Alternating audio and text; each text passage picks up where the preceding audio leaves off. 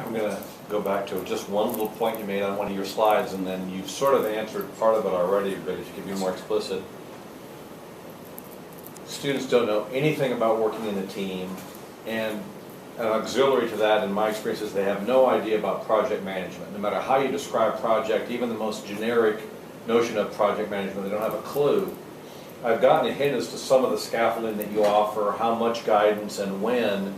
Is there any more you can say about that and how that's changed over time? Because I'm doing a lot more guiding early on than it sounds like you are, but maybe you just haven't mentioned some things.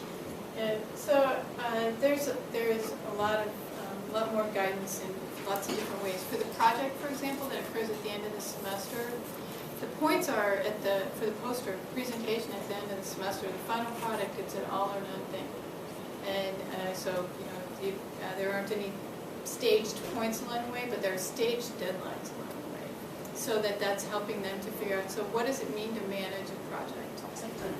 And so it has, by this date you need to have come up with the focus of your, a list of the potential topics that you're going to explore. By this date you need to decide and made a team decision on what that's going to be and identified at least, 3 resources. So that it's staged for them because they don't know how to do that. And, but at the same time, I'll give them feedback, and I want them to learn to value feedback when it's not attached to a point. And I give them lots of points, points in class when they do a case in class, and I have guiding questions, especially in the beginning of the semester, and then I take those away at the end of the semester, and they just get the case evidence. That's all they have, and they have to differentiate the diagnosis and connect the evidence and so forth. And they get points for that. But for the inquiry project, I want, and other projects that they do, I want them to learn to value feedback for the sake of feedback, so that they turn that in, and we give them lots of feedback that's going to enhance that project and help them with the project. But they're not going to get 5 points or 20 points or whatever for turning it in. And it's kind of interesting. If I give them a homework assignment and I'll say, there's a handout on I use modules in our course. There's a handout on the modules with this week that you need to complete as a team.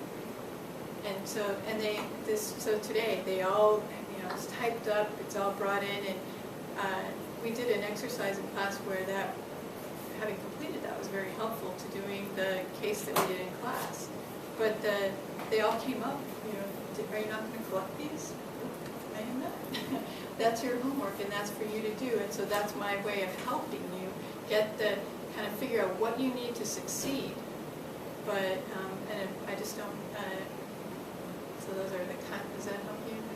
I think so. I mean, I guess I was just curious too, whether it's team structure. You talked about identifying a communicator and an uploader. I guess is how I kind of wrote it down. The person who's doing the portfolio. Right.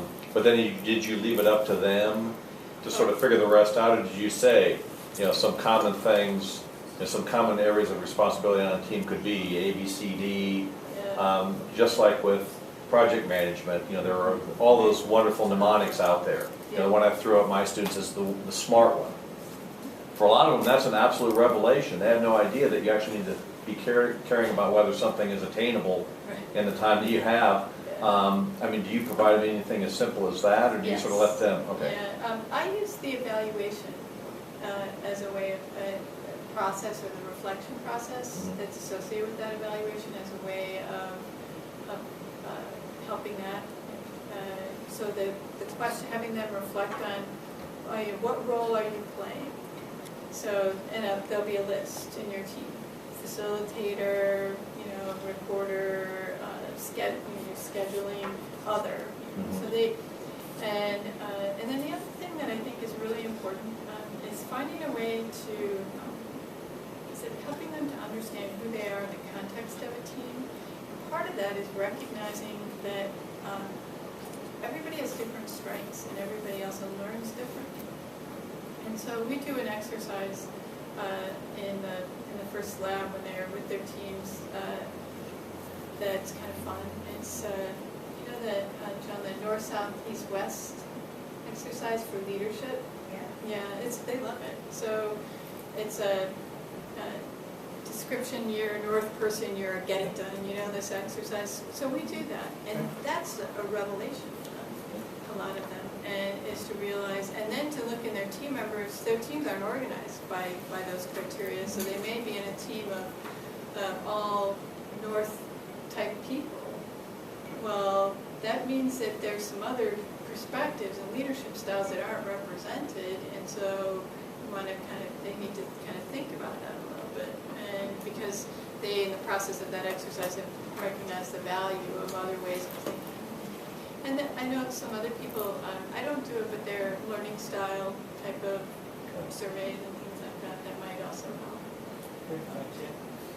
I had a question. You said that, and I've taught down 150 already now, and had several things down there, that you had this great difference now in scores between individual and test. Have you changed the way you're teaching in 150 now because of technology there? Are you taking advantage of it? Because, you know, that gives you great advantage in some ways, but also hinders you in others. So I'd like to ask, you know, what did you find in 150 that you did differently? So, because teams sitting at a table is a very different thing than sitting in a group of chairs. And so and then they all sit at the same place, and then they have the ability to. I love laptops, and everybody should have one. And the minimum, that's a requirement for the communicator, the person who is responsible for uploading, is that person needs to or be the person that has can bring a laptop to class, who's going to be able to upload work that is completed in class. What I love about 150 is that you can project, and so they can all be showcasing their work, and so it gives a great opportunity for the teams to share their ideas for them. And then I forgot what you call that when you kind of Disrupting rituals? the what? Disrupting ritual practices? No, it's like accountability. It's the accountability. A great phrase for that. I don't remember what it was. Anyway, yeah. Yeah. So. Oh, the shame.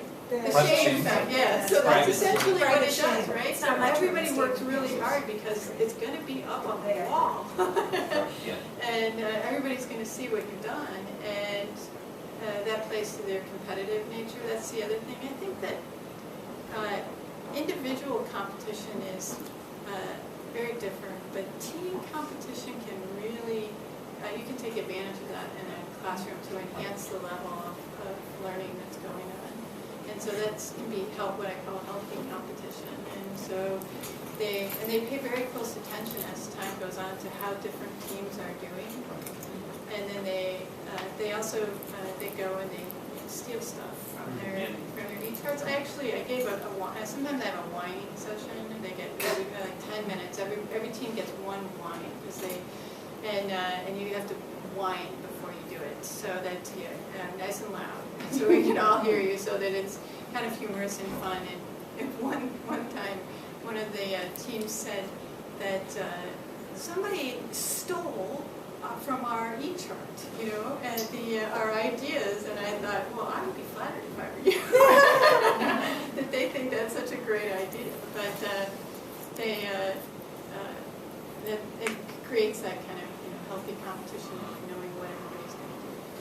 I do like the competition between the teams. I've had a showcase of student work where students all have to rank in each other's work, and they vote on it, and it comes out with an average on a rank, scale of 1 to 5, and it moves their sites up the page and stuff like that, which is pretty interesting on the website. They have little thumbnails of their work. You can kind of see it and vote on them. I have a question about, you had the grand rounds or whatever it was that you did, and you did it in the lecture section. Is that right? I use the lab section. I see. I have done it in the lecture section, but most recently I moved it so we could have a little bit more time. And it takes 12 weeks. Each team presents one. Right. So I have 12 teams, and but I have 2 lab sections, Okay. and so that's why I use the lab sections, so that that allowed me to use that time with that number of teams limit. And they take a whole session or 20 minutes? It takes an hour. The presentation is 35 minutes, and then the questions after that. And so they need to make sure that they adhere to that time frame. That's one of the, there's very few guidelines, but that's one of them. They used to restrict their PowerPoint slides because I was so tired of these things that were like text written. Right, yeah. But now they've kind of got the hang of that, and so they don't do that